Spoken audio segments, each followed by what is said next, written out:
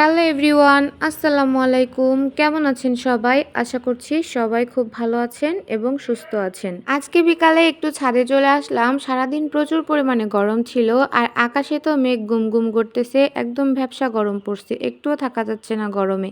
তারপর হঠাৎ বিলের দিকে তাকিয়ে দেখি ধান নেওয়ার জন্য সবাই ব্যস্ত হয়ে গেছে, কারণ আকাশে মেঘ দেখছে। আকাশে মেঘ দেখলেই যেন কৃষকের মাথায় হাত পড়ে যায়। আর ধানও যেহেতু পেকে গেছে, বৃষ্টি হলে অনেক বড় ক্ষতি হয়ে যাবে, তাই তাড়াহুড়া করে সবাই সবার ধান নিচ্ছে। এই যে দেখেন, বিলের ভেতরে মহিলারা পুরুষ সবাই একসাথে কাজ করতেছে। সবাই যেন তাদের ধান তাড়াতাড়ি বাড়ি নিয়ে যেতে পারে, এই চেষ্টায় সবাই ব্যস্ত। আর আমি তো চারপাশে ঘুরে ঘুরে দেখতেছিলাম। এই সাইডে দেখেন কিছুটা ধান নেওয়া হয়ে গেছে আর ধান কেটে রেখে দিছে।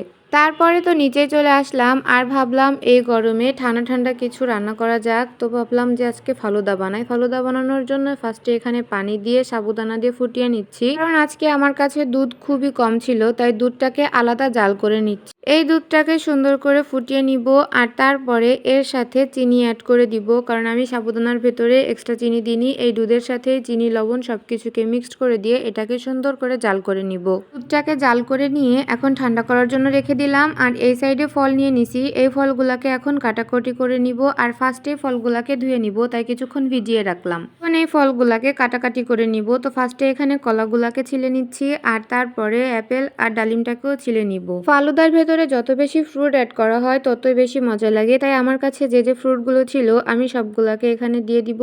আর তার সাথে যত বেশি আইস অ্যাড করা হয় তত বেশি মজা লাগে। তো সব কিছুকে আমি সুন্দর করে এখানে কেটে কুটে একটা প্লেটে নিয়ে নিলাম আর এটা আমার রেডি হয়ে গেছে। এখন আমি এই সাবুদানার ভেতরে দুধটাকে অ্যাড করে নিব। তো ফার্স্টে এখানে সাবুদানা ছিল আর দুধটাকে তো জাল করে ঠান্ডা করতে রেখে দিছিলাম। এখন এই দুধটার ভেতরে দিয়ে আমি সুন্দর করে মিক্সড করে নিব। আমার কাছে দুধ অল্প ছিল, তাই আমি ফার্স্টে দুধটাকে জাল করে নিয়ে ঠান্ডা করে নিয়ে তার ভেতরে রান্না করা সাবুদানার ভেতরে দিয়ে একসাথে মিক্সড করে নিছি। আর দুধ বেশি থাকলে তো আমি দুধ দিয়ে এই সাবুদানাটা রান্না করে নিতাম।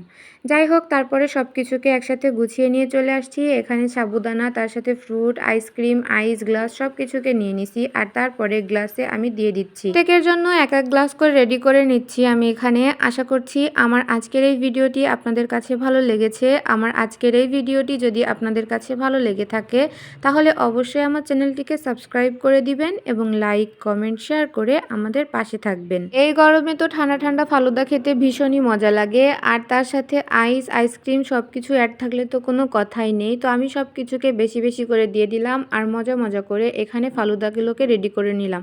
আর তারপরে সবাই মিলে এক এক গ্লাস করে নিয়ে নিচ্ছি আর সবাই মিলে এখন বসে বসে এই ঠান্ডা ঠান্ডা ফালুদাটা খাবো।